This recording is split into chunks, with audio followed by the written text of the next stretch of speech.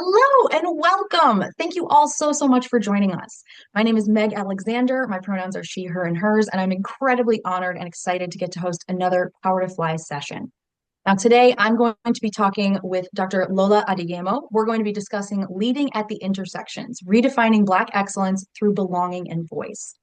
Now, Dr. Lola Adeyemo is an inclusive workplace strategist, speaker, and CEO of EQImindset, where she advises HR, DEI, and people leaders on ERG strategy, belonging, and inclusive leadership. With a background in science, HR analytics, and organizational leadership, she helps organizations turn intention into measurable impact. Dr. Adeyemo is the founder of Immigrants in Corporate Inc., host of the Thriving in Intersectionality podcast, as well as the author of Thriving in Intersectionality, Immigrants, Belonging, and Corporate America. Dr. Adeyemo is a frequent speaker at SHRM, or also known as SHRM, ATD, and TEDx. Dr. Adeyemo completed her doctorate in 2025, focusing on leadership communication and employee engagement. Thank you so much for joining us today, Lola. I'm very excited to be speaking with you. Is there Well, anything else that you would like our audience members to know about you before we dive into the material today? I think you covered it. Thank you so much for that introduction, Meg. Glad to be here. Of course. All right. Now, you often speak about leading at the intersections. Can you share with us what that looks like in practice, especially for Black professionals who are navigating leadership, identity, and visibility in the workplaces? I love it. Yes, I talk a lot about intersections. I use the word intersectionality a lot, obviously. So that's part of the title of my book and my podcast. But what I think, I like to break that down, what that looks like for everybody. When I talk about intersections, it's the race, it's gender, it's culture, it's class, it's profession, right? We talk about workplace identities. Nobody is a single dimension. We are all multi-layered, and that's the crux of the conversations I have on my podcast is what are the layers I bring in and how does that shape my work. And so for Black professionals, for example, I mean, for myself as an immigrant, a Black woman, now a CEO, being in the scholarly space, I bring so many lens um, perspective to conversations when I show up, and it's that uniqueness, though, that adds value to conversation. So I think for Black professionals, what I like to stress is it often means being highly visible, but deeply misunderstood, right? Because we are doing so much in all of the things that we represent. So we're very visible, but there's a lot of misunderstanding. And the value that we bring to the leadership roles that we step in is how do I make sure I'm understood, even in my visibility? And that's the strategy that we talk about. I love that specificity because I feel like the idea of visibility without the secondary component is what I think a lot of time white people see because we're not used to viewing things through that lens because historically we have not needed to, we have not been put or, had other people put us in that situation. So I think it is really important to have these conversations, especially with non-Black voices in the room, because like we need to be better understanding what people are coming with, when they show up to work as their full selves. Yeah, All exactly. right, let's talk about Black excellence because that can be a very large definition. How do you perceive and define Black excellence in today's workplace? Thank you for that question. And I think I'm thinking of the audience of this conversation, right? A lot of people are showing up in this space, listening, and they are part of the Black community, different spectrum of what Blackness means, right? And there are also people that are not Black, maybe they're allies, but they manage teams with different Black people. I think we need to move away from framing Black excellence as constantly proving. A lot of times we talk about Black excellence in terms of like, you're so resilient, you're so visible. Again, aligned with, is there an understanding that comes from that? Do you know there's a spectrum of Blackness, right? Being Black, physically presenting Black, a lot of times underscores the different other layers that we carry. And so for the Black person that is showing up professionally is, how do I contribute sustainably? Right? Black excellence should not mean burnout. It also has to be something I can sustain. And then we talked about Black excellence in terms of visibility. It's not just visibility for the sake of visibility, it's how do I become visible in a very strategic way, where I'm seen for what I want to be known for, right? This is how we sustain it because then it's not about trying to burn ourselves out. And this is about stepping up to leadership roles, but putting in place your boundaries because you need that to protect yourself. Again, a lot of times we see a lot of Black professionals that talk about leadership roles and then burnout. And we don't address the need why that is consistently happening is because we don't put those boundaries in. It's because we don't think about sustainability when you're thinking of leadership. And so always bringing back to mind the fact that leadership and impact does not mean erasing myself to become somebody. It means bringing all of myself to the roles that I show up in and learning to take care of myself in the process. I think that's a really good line, like a good thing to focus on there is how do you walk that line between showing up and giving, 100% or whatever you have, whatever's full Right. percentage for you that day, versus the burnout. And, I mean, this plays right into the model minority myth, which, a lot of POC have been dealing with for hundreds of years.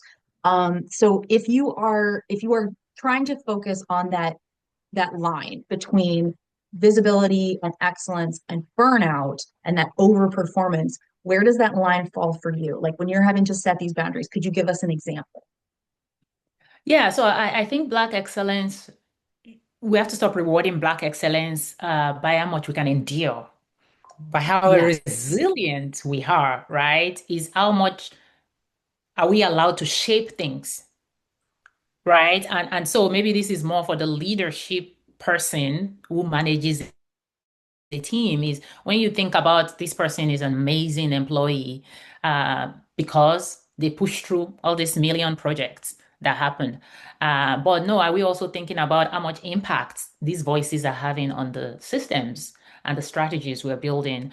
And so it's not just, we have to move away from the surface level or not just reading signals that comes from stressors or from problems or from reactive place within our organization to the systems that we have in place and how we listen to people and how we incorporate the feedback into what we are doing in the workplace. Yeah. No, absolutely. I think, it really it's a conversation that if you have never felt the need to hide or accentuate different parts of yourself at work, this conversation can seem, kind of esoteric. But for if that's your position, great, love that journey for you. But if you have not, think for a second about what that would be like. Even just to conceal part of your identity or highlight a different part of yourself at work, that's brain power that you are not Right. necessarily wasting, but like that is being dedicated to that one area that you can then not use for anything else because Yeah. that allotment is already used up. So Yeah. even if you're only, yeah, like it's exhausting. It's It is something that I think exhausting. wears on people that more than others realize. Yeah, and and I think to your point, if you have never had to do that, you don't know what. So I speak from a perspective of every time I come into the conversation of intersectionality, I always lead with I'm a Black person, I'm a mom, I'm a woman, I'm an immigrant, which is different from just being a Black person in America, is different from being an immigrant who is a Black person who is also a mom, right? Like all of those layers Mhm. bring with it its own set of pressures and stressors. And so I think when I come into it from that perspective, everyone actually recognizes that we all carry different layers. Mhm. And yours might not, as a Black person, as a woman, I mean, those two right there, as a mom, those three right there already talks about the systemic shifts that we need to make as a country, right? And so those are heavier than others. But I think every person also has something that they are carrying that is different from maybe the visibility of what people can see. And so I come at it with my own intersections, my own layers. But I think if people really come to understand this perspective, you would know that you, as an individual, also probably shelter some parts of yourself when you show up at work. Oh yeah, absolutely. I think honestly we've all done it in various aspects, but I think a lot of time I can only speak from my perspective, which is inherently white and middle class and, whatever other intersectionalities I bring to the table.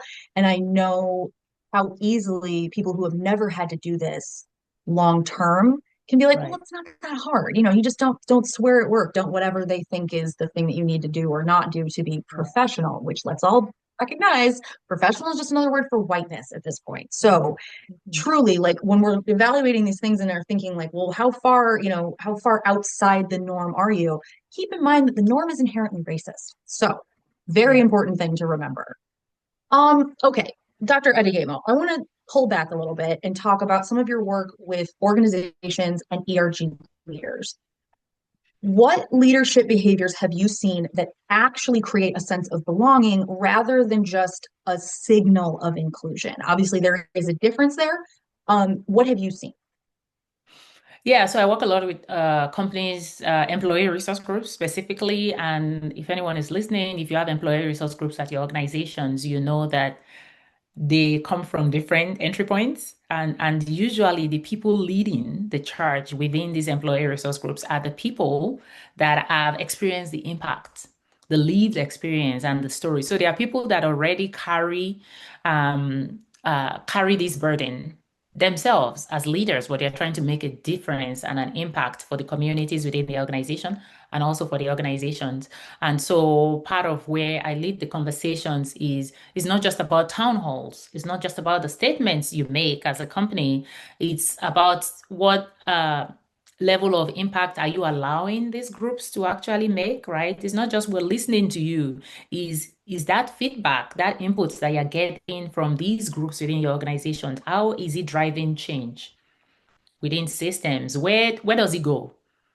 Does the buck stop with you as the leader, or does it get incorporated? Do those perspectives of diverse teams and employee resource groups, do they get incorporated into how we shape and design our strategic plan, our strategic conversation? It's not a side conversation, right? So leaders that look for ways to redistribute power in some way, shape, or form, right? Companies are structured by departments and roles.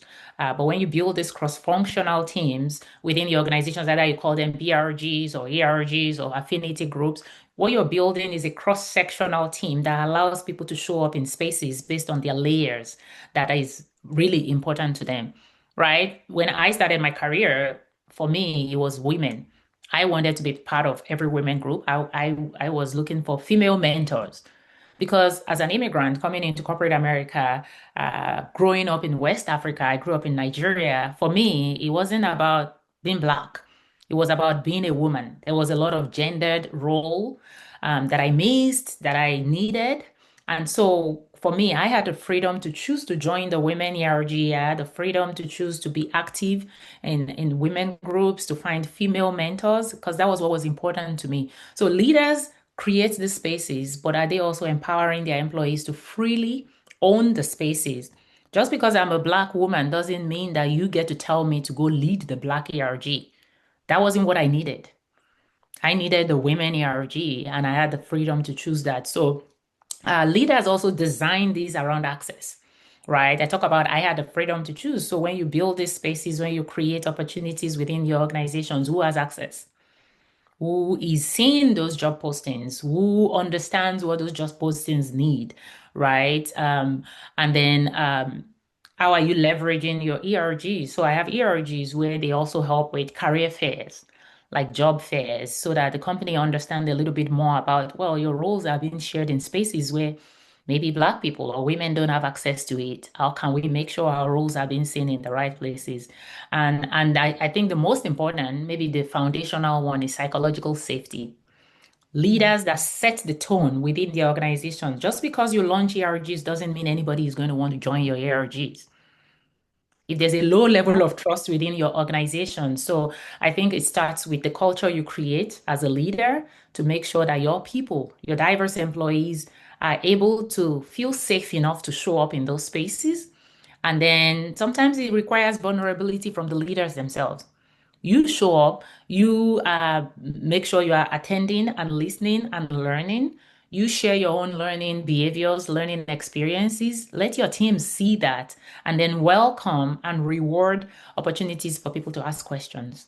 It's not about showing up Mhm. perfect in all the requirements of the job description. It's about showing up in who you are, knowing that we're going to execute, we're going to deliver the job I'm hired to do. But are you also welcoming all of the parts of me? And are you incorporating that into how we design our policies within our organization? So I think maybe behaviors, to kind of sum it up, when you talk about what behaviors are you seeing, leaders that create a psychologically safe space for their diverse employees to show up, leaders that ensure that the voices are shaping access. If you think about the people that are involved in the ERGs, a lot of times they might not be involved in the rooms where decisions are actually getting made. The power, the power spaces, right? So you as a leader, how do you take these voices and these inputs into the spaces where things are being designed? And then how do you pull people up with you? How do we encourage that the pathway is clear so people know what the pathway is and they can walk towards it? Don't assume. I like that. I think it's very important to not assume that you know better than the people that you think you're trying to help. Don't assume that you know what they want. Even if you've asked, you still should not assume. And I think you're very, very right, is that feedback needs to go somewhere. It needs to, Yeah. you can't just have people go into a room and be like, here, and here's your safe place. And it's basically a sandbox, right? Nobody Yeah. wants that. We need, like, we have sandboxes outside of work. We need, someplace that is psychologically safe, but can also help to make changes. Someplace that is not just going to exist as, a place to vent, I Yeah. guess. I think the don't assume is also goes the other ways is don't assume you know what they need, but also don't assume your processes are clear enough. This is where we talk about cultural and emotional intelligence for leaders. Mhm. You know, you might assume everybody knows that the way to get promoted at this company is to do these, to do XYZ, or to ask for a promotion. Is it clear enough to everyone? Removing cultural barriers and access barriers, is it clear enough to everyone that they know how to grow within your organization, right? Mhm. Asking those questions, opening up those conversations. Okay, so let's talk about that voice. What role does voice play in belonging? Like, how can leaders create these environments where Black professionals feel safe to speak, safe to lead, and influence without self-silencing? Because the self-silencing aspect here is massive. And it's not, I don't say that as oh, it's their fault. No, Right. it's a very important factor here. And the things that lead into it, I don't know are clear enough to the people that are knowingly or unknowingly causing those factors. Yeah, voice is really important, but I think it also starts with psychological safety. When people don't trust their leadership, when people don't feel safe, when people feel like I have to censor what I speak because our culture here, you have to agree Mhm. with the leaders. Whatever the leader says is what we're doing. So what's our reaction as an organization to people speaking up, right? When we punish people or ignore people for using their voices, it becomes conditional and Mhm. people learn to self-silence. People learn to, there's a time when people join the organization. If your culture is already formed, if your culture is already flat, people join, they observe what is done, and they flow along with what is done, right? But if you make it clear, if you make it obvious that we don't punish or ignore opinions, we welcome it, we take it somewhere, we respect it, right? We're not adding a condition to say, if you don't agree with me, you don't get promoted. And so maybe the first part is normalize disagreement or dissent, Mhm. right? Not just reward agreement. Not everybody has to agree with you. Are you creating space where people get to raise up their hand and voice something that might feel a little different from where everybody seems to be heading? And then there's a lot that can be said in the kind of environment you create when people speak up, right? If you're Black professionals, you're diverse professionals of whatever if they speak, what is our reaction? Especially in uncomfortable spaces or scenarios where we're going through change or we're managing a project at work. How do we react to minorities speaking in the workplace? Um, I think another interesting one that I think showed up for me a lot when I was interviewing guests I interviewed a lot of immigrant professionals for my book in 2022, Thriving in Intersectionality. And so I interviewed immigrants from Europe, immigrants from Africa, immigrants from Asia. And so I was like, tone, tone and truth.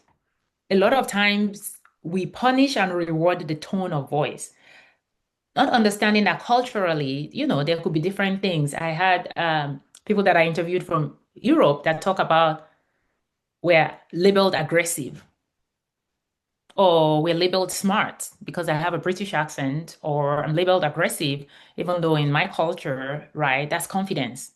But in the US, it's aggressive. There's certain language you use in the US workforce. So maybe separating tone from truth. Sometimes people might say things in a way that the tone sounds off, offensive, but ask the questions. Ask the questions. Sometimes the intent behind it gets lost because we are talking about tone. And then sometimes there are people that contribute in a very silent and soft way. And then we're starting to look at it as they lack confidence or their idea is irrelevant. Well, maybe culturally, being soft-spoken is how you contribute. Maybe the kind of room you have there. So again, separate tone from truth, if that's a good way to kind of paint the picture for leaders and also for people of all level, entry level, mid level who are listening, is what is the truth? What is the message behind the tone? Now we can correct tone if there's a need to, but don't dismiss the input somebody is trying to make just because you get offended by their tone or assume Mhm. that they don't know what they're saying. Sometimes people are doing multiple translation in their head across languages, and that affects the way their tone shows up. That might affect the way the confidence comes out, right? My primary language is not English. I mean, I've been here 17 years now, so it's probably better, but I used to think in a different language first before translating to English, all of this in a matter of seconds, right? So communication is one of the big areas that immigrant professionals, for example, talk about the challenges in the workplace. So I think protecting people after they speak up, not just during meetings, during team gatherings, what does that look like? So when we punish the voice, the tone, and ignore it, we are attaching conditions to these things. Okay. I couldn't agree more. I think you're right. The message can get very lost in tone. It's something that, we're strongly conditioned in a social capacity, even just for gendered tone. Men are allowed to say certain things that women cannot say without being labeled as bossy or several other B words. So I think it is really, this is a very, very important aspect of the situation. And I think you're right. It also is one of those things that we tell people when they are interviewing with companies. Yeah. Ask how things are rewarded, like ask what do you do to celebrate success, but then Yeah, also ask how do you handle failure. What happens when someone suggests an idea and it doesn't work? What happens then? exactly. Because maybe it's a slap on the wrist, or maybe it's a no, you go to Siberia now. You don't know. So these are good Yeah. questions to ask, because how these things are handled is going to tell you tons about the organization. Yeah. Okay, so for Black professionals, especially people who are striving to grow and to lead, do you think that there's a mindset or a practice that has helped you to move from resilience to sustainable impact? Because being able to like weather the storm is very important, is something that people are being forced to do, even though they shouldn't have to. But there is a difference there. You don't just want to be standing tall when everything is over. You want to actually have moved forward, created Right. something, done something with impact. What's that mindset shift like for you? I think for me personally, when I think about that mindset shift, is you come into a new space. This could be a workplace, this could be a new neighborhood. There's that tendency to just stay silent and observe and, learn what the norms are. And I think for Black professionals, for who come from different parts of the spectrum, we have to change our mindset from I must survive. Right? That survival mindset, I think, is what keeps us stuck and what keeps us in this grueling position where we're trying to do too much without having a plan. Right? So changing mindsets from for me is I must survive the system to how will I shape the system and how can I build curiosity? Mhm. So for me, it's not, I must survive the system is such a heavy, stressful way to live life in a workplace where you spend, I don't know, 90% of your time, of your waking hours are spent at work. I mean, you spend more time at work than with your families, Mhm. especially if you work, even if you work remote. Yeah, you're on the calls for 8, 9 hours of your day, and then you're asleep for most part of the remaining hours. So instead of I must survive these, to how would I shape the system? And so it also, I think that also drives curiosity because instead of me observing, being told to do 20 things that is excruciating and painful to, oh, okay, so asking the questions, why are we doing these 10 things again? What is our end goal? Because I might be able to consolidate it into 3 steps and Yeah. save myself a whole lot of work, right? So I must survive Yeah. is a mindset of shut up and do what you're asked to do without understanding why you're doing it. And then you could save yourself a whole lot of. So how would I shape the system and protect myself? How would I Yeah. make a change? How would I deliver results while protecting myself? And also, some of the ways to also practice that is defining our career in seasons, right? So Mhm. there are seasons of your career where you're like, right now, my priority is making more money. I'll take whatever I get. And then I've had career conversations with professionals who are taking a role in a company I used to work. And they are asking me about the culture or maybe a company that was a client of mine. And they come to me and I tell them, this is where you are right now. I'll tell you this is how this organization, I'm not going to tell you this organization is a bad place to take an offer from or a good place. It depends on where your seasons are. If you are in a Mhm. season where I need to make money, I need to build my resume, you might say yes to a culture with your eyes wide open that you know that is very grueling Mhm. because you're like, I'm going to invest these 2 years. I'm in a season of my life where I have time. Maybe I don't have kids. This company is close to me. I can give them 7 to 7 every day and build my resume. And I'm going to do this for 2 years and I'm going to check out. I'm going to make money, build credibility, and I'm going to jump. And I've had people do that. In fact, I had somebody do that, and in a year, she got a different offer from a different organization and was able to leverage that big name. But she went in with her eyes wide open, like their culture is a bit hectic. It's chaotic, but I can do Mhm. it and I'm going to get the best from it. So think of your career in terms of seasons, not constant output. Where am I in my career? What do I need right now? Is this organization going to give me what I need? How do I get the best from this role? And then prepare myself for the bigger vision that I have and learning to build community. I mean, I always talk about community. Your community is your superpower. The Power to Fly Mhm. as an amazing platform. I will talk about my communities. Immigrants Incorporated is a nonprofit. We have a support community. Go become a member for free. And part of what we do is we create a space where if you're an immigrant professional like I am, like I was when I entered the workforce, who gets you? Who understands some of the nuances that you're navigating? Where is a space where you can freely gain insights that are applicable to you? So find your community for your season that will support your career journey and be strategic. It's not just about Mhm. delivering an output and just pouring out results. What's your strategic plan? Where are you going with your career? And what are you hoping to gain in this 2 years that will shape your next level? Yeah. Oof. I'm loving all of this. I'm being quiet so everybody can hear your words because this is absolutely fabulous. We are in our last 2 minutes, so we're gonna have to treat the last question like a popcorn round. But looking ahead to the future, what gives you hope about the future of Black leadership and belonging in the workplace? Black leadership, belonging in the workplace. I think wellness is getting really powerful in how we embed leadership into our role, right? I think we are seeing wellness, avoiding burnouts, conversations, um, all of those things in leadership conversations, and that's great. I work a lot of HR, talent, people leaders, right? Even though I do ERG work, ERG strategy, employee resource group strategy. And we have a community talking about community. We have a community for that. If you lead ERGs, you're part of ERGs, you manage ERGs at your company. We have a community where we are learning from each other best practices every single month. We're getting together, right? But I think what gives me hope is we are stuck we're pausing from treating these conversations as separate, right? Wellness or ERG programs are some things that sit on this side, and then we're talking about the business goals. No, we're embedding it into one. The people that are developing, the people that are leading are the same humans that are developing technologies within our companies, that are delivering amazing service to our customers. It's not separate.